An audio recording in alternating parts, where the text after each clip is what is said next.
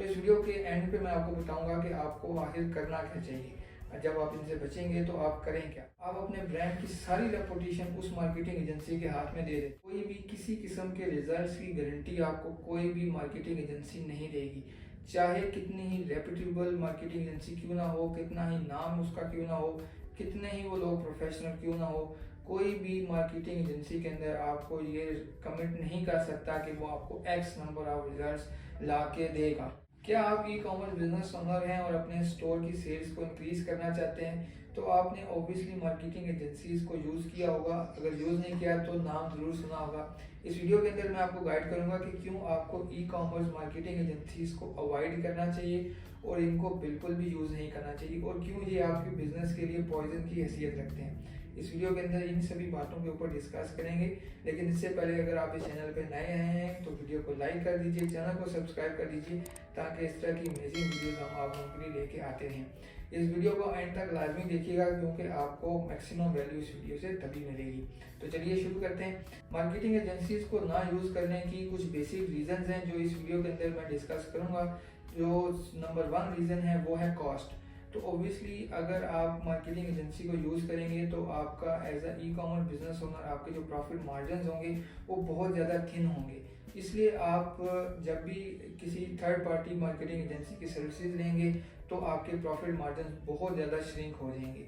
इसलिए आपने इनको अवॉइड करना है इनकी कॉस्ट की बेसिस के ऊपर। अब कुछ एजेंसीज जो हैं वो आपको कॉस्ट करती हैं पर सेल्स के मुताबिक, कुछ कॉस्ट करती हैं आपको एक स्पेसिफिक पैकेजेस उन्होंने बनाए होते हैं कि पर मंथ आपने हमें इतनी पेमेंट करनी है। कुछ लोग इस तरह से काम कर रहे होते हैं। सो चाहे जो भी मॉडल पे वो काम करें, at the end of the day एक बात यह है कि आपके ई कॉमर्स बिजनेस के अंदर प्रॉफिट आपका वो श्रिंक कर देते हैं ये लोग इनकी इतनी ज़्यादा कॉस्टिंग की वजह से, और उसका कोई ख़ास बेनिफिट आपको नहीं होता। जितनी कॉस्टिंग होती है उसका कोई बेनिफिट आपको बिल्कुल भी नहीं होता। तो इस वीडियो के एंड पे मैं आपको बताऊंगा कि आपको आखिर करना क्या चाहिए। जब आप इनसे बचेंगे तो आप करें क्या। अब जो नेक्स्ट इसके अंदर पॉइंट है कि लैक ऑफ अंडरस्टैंडिंग होती है। बहुत सारी मार्केटिंग एजेंसीज आप देखेंगे जो पाकिस्तान के अंदर काम कर रहे हैं वो बिल्कुल भी वो लोग प्रोफेशनल नहीं है। किसी ने एक वीडियो देखी, किसी ने कोई आर्टिकल पढ़ लिया, तो अब वो अपनी तरफ से मार्केटिंग एजेंसी खोल के बैठा हुआ है। तो जिससे क्या होता है कि आपको एज अ ब्रांड बहुत ज़्यादा लॉस होता है। तो इसलिए कभी भी इस सब चक्कर में ना पड़ें, क्योंकि आपको जो प्रोफेशनल लोग हैं वो बहुत कम मिलेंगे इस केस के अंदर, और जो प्रोफेशनल आपको मिलेंगे वो आपको इतनी ज़्यादा कॉस्टिंग आपको बताएंगे, तो जिससे क्या होगा कि आपका ओवरऑल मार्केटिंग का जो एक्सपेंस है वो बहुत ज़्यादा बढ़ जाएगा और आपके प्रॉफिट जो हैं वो श्रिंक डाउन हो जाएंगे। जो तीसरा पॉइंट है वो है लैक ऑफ कंट्रोल। देखें, आप जब मार्केटिंग एजेंसी को यूज़ कर रहे होते हैं तो आपके हाथ में बेसिकली कंट्रोल नहीं रहता। फिर आप अपने ब्रांड की सारी रेपुटेशन उस मार्केटिंग एजेंसी के हाथ में दे देते हो। तो अब अगर वो आपको कोई नॉन प्रोफेशनल बंदा टक्कर गया तो वो क्या करेगा, आपके पूरे ब्रांड की रेपुटेशन को ख़राब कर देगा। इमेजिन करिए कि आपने एक बहुत ही ज़बरदस्त कॉस्मेटिक ब्रांड को खड़ा किया, अपनी प्रोडक्ट लॉन्च की, सब कुछ आपने कर दिया, लेकिन at the end of the day आपने किसी मार्केटिंग एजेंसी को हायर किया और वो अनप्रोफेशनल लोग निकले। उन्होंने आपके पूरे ब्रांड इमेज को ख़राब कर देना है, आपका पूरा स्टॉक ज़ाया हो जाएगा। तो जिससे क्या होगा कि आपको एक भारी भरकम लॉस होगा मार्केटिंग एजेंसी को। जो नेक्स्ट स्टेप है वो है रिस्पॉन्स टाइम। जब भी आप इन मार्केटिंग एजेंसीज को देखेंगे तो उनका जो रिस्पॉन्स टाइम होता है, आपको अगर आपने कोई क्वेरी पूछी है, उनसे कोई सवाल पूछा है, तो उनका जो रिस्पॉन्स टाइम है वो अक्सर बहुत ज़्यादा होता है, जिसकी वजह से क्या होता है कि आप फेड अप हो जाओगे उस चीज़ से। तो आप फिर वही बात आ जाती है कि आपने किसी प्रोफेशनल को ढूंढना है, और प्रोफेशनल भी वो जो कि अकेला काम कर रहा हो, टीम में नहीं। क्योंकि टीम में अगर वो काम कर रहे होंगे, डिफरेंट प्रोफेशनल्स किसी टीम में काम कर रहे होंगे एज अ टीम बना के, तो वहाँ पे भी आपको यही मसले आएंगे फिर।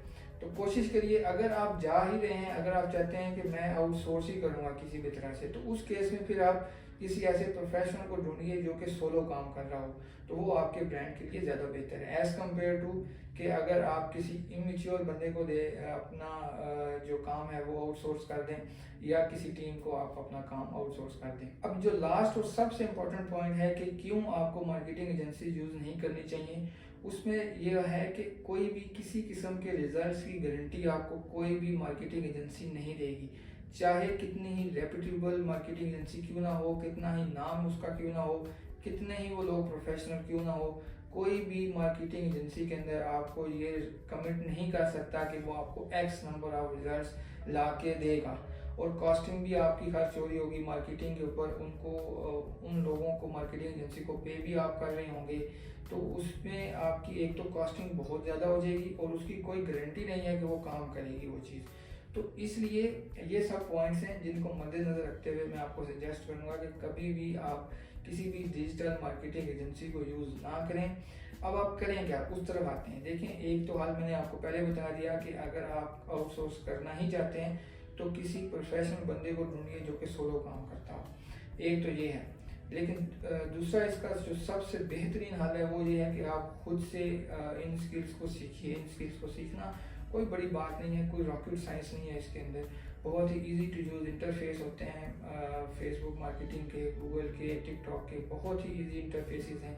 आप आसानी उसको समझ सकते हैं, सीख सकते हैं। अब कुछ इसमें टेक्निकलिटीज होती हैं कि आपने किस तरह से मार्केट करना है, किस तरह से आपने कस्टमर्स को लेके आना है, ब्रांड अवेयरनेस कैसे बढ़ानी है, कम से कम कॉस्ट के अंदर ज़्यादा से ज़्यादा कस्टमर्स को किस तरह से एक्वायर करना है। ये वो चंद एक चीज़ें हैं जो कि आप सीख सकते हैं, आप एक्सपीरियंस करके भी सीख सकते हैं, और आप फर्स्ट हैंड इस डिफरेंट किस्म की मार्केटिंग बुक्स आती हैं वो पढ़िए। एक मार्केटिंग बुक मैं आपको यहाँ रेफ़र कर रहा हूँ, ये लाजमी पढ़िए अगर आप फेसबुक की मार्केटिंग सीखना चाह रहे हैं या मार्केटिंग इन जनरल सीखना चाह रहे हैं, तो इस बुक को लाजमी रीड आउट करिए।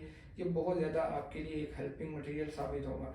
इसके अलावा यूट्यूब आपका अपना है, आप देखिए, ढूंढिए, रिसर्च करिए, एक्सप्लोर करिए इस ऑप्शन को। क्योंकि देखें, अगर आपको खुद से नहीं आती एक स्किल, आपको खुद से नहीं आता, तो किसी के कंधे के ऊपर चढ़ के आप ज़्यादा दूर तक नहीं जा पाएंगे। तो आपने अल्टीमेटली गिरना ही है। क्वेश्चन ये है कि आपने गिरना कब है। इसलिए सबसे ज़रूरी बात यह है कि आप इस स्किल को खुद से सीखिए, क्योंकि ये एक एसेंशियल स्किल है। कोई ऐसा स्किल नहीं है कि जिसको आप आउटसोर्स करके बात खत्म हो जाएगी। जैसा कि देखें, अब आपने लोगो बनाना है या किसी किस्म की कोई डिजिटल आर्ट वर्क बनवाना है अपने लोगो, अपने ब्रांड के लिए, तो वो चीज़ आउटसोर्स हो सकती है, क्योंकि एक दफ़ा लोगो बन गया, बात ख़त्म हो गई। लेकिन अब ये एक ऐसा पार्ट है बिजनेस का कि जिसको आप खुद से ही करेंगे तभी बात बनेगी आपकी। ठीक है, तो इसको आप आउटसोर्स नहीं कर सकते।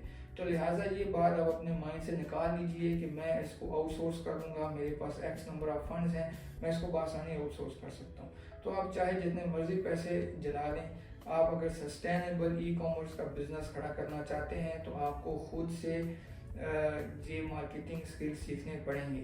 अगर आप नहीं सीख सकते तो आप इस बिज़नेस को भूल जाइए, इस बिज़नेस को खुदा हाफिज़ कह दीजिए, क्योंकि इसके बगैर आप ये बिज़नेस नहीं कर सकेंगे।